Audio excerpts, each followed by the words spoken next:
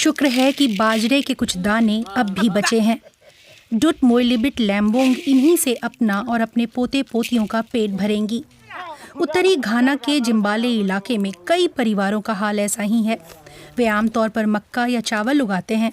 अगली कटाई में अभी कुछ हफ्ते लगेंगे और अभी मौजूद खाना खत्म हो रहा है। पिछले काफ़ी समय से यहाँ सूखा पड़ा है। मूंगफली के पौधे सूख गए हैं, मक्का भी सूख रहा है, चावल पक नहीं रहा।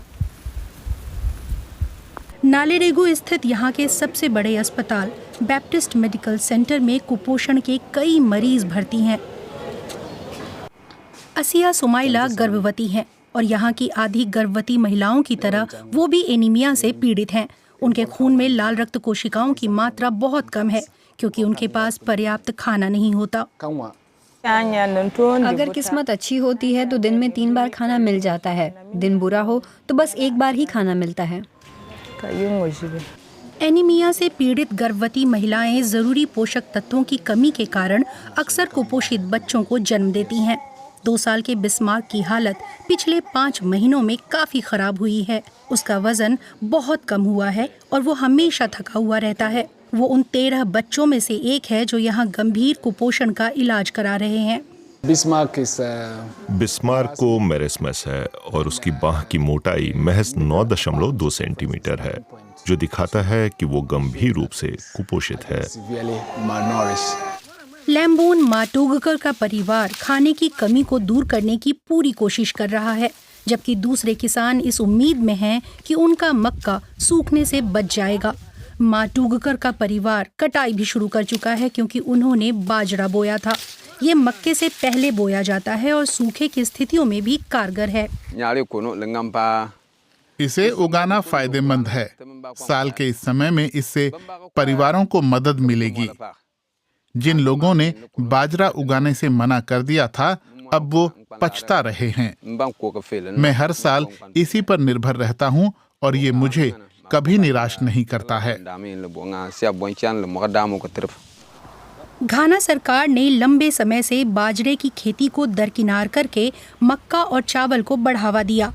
ऐसा इसलिए है क्योंकि मक्के की प्रति हेक्टेयर पैदावार बहुत ज्यादा है।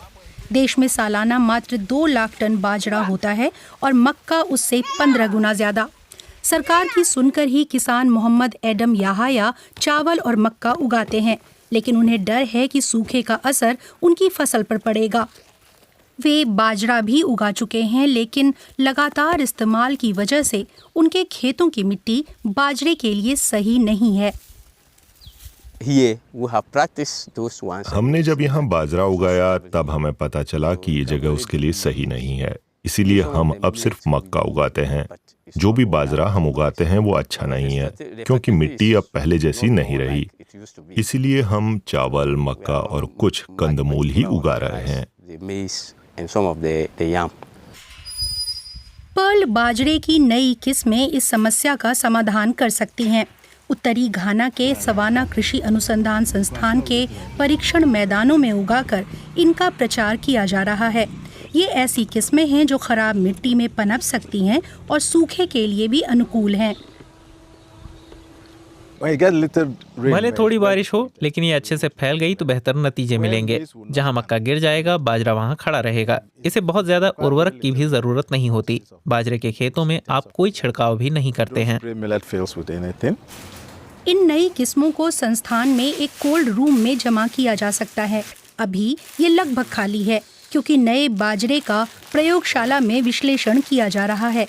बाकी सैंपल उत्तरी घाना के लगभग 5000 किसानों को परीक्षण के लिए भेजे जा चुके हैं। लोगों ने इन पर अच्छी प्रतिक्रिया दी है।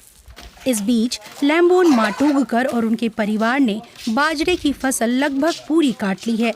वे अभी भी पर्ल बाजरे की पारंपरिक किस्म का उपयोग कर रहे हैं और फिर भी उन्होंने 2 हफ्तों में 600 किलो फसल उगा ली है, वो भी बिना रसायनों का इस्तेमाल किए। मक्के के बिना इस खराब मौसम में ये मात्रा काफी ज्यादा है। परिवार चाहे तो बाजरा बेचकर मक्के पर ध्यान दे सकता है। हमने बाजरे की फसल काट ली है और मैंने बस अभी उसी खेत में कुछ मक्का बोया है। 2 हफ्तों में मैं इनमें उर्वरक डालूंगा। लेकिन पौधे पहले से ही काफी अच्छे दिख रहे हैं। पास ही जिम्बाले में मोइबिर अमा और दूसरे स्ट्रीट फूड बेकर्स के पास बाजरे, पानी और चीनी से तैयार किए जाने वाले इस पारंपरिक व्यंजन को पकाने के लिए पर्याप्त बाजरा है। ये काफ़ी पसंद किया जाता है और एक की कीमत लगभग 5 रुपए है। ये आयरन और मैग्नीशियम जैसे पोषक तत्वों से भरपूर है, लेकिन खासियत बस इतनी नहीं। बाजरा सेहतमंद भोजन है, ये ऑर्गेनिक है, इस पर कोई केमिकल नहीं छिड़कता, इसीलिए ये हमारे स्वास्थ्य के लिए काफी अच्छा है। पर्ल बाजरा घाना में मौजूद बाकी फसलों की तुलना में भले ही ज्यादा लोकप्रिय न हो, लेकिन इसमें देश की खाद्य सुरक्षा में सुधार करने और जलवायु परिवर्तन की चुनौतियों का सामना करने की भरपूर क्षमता है।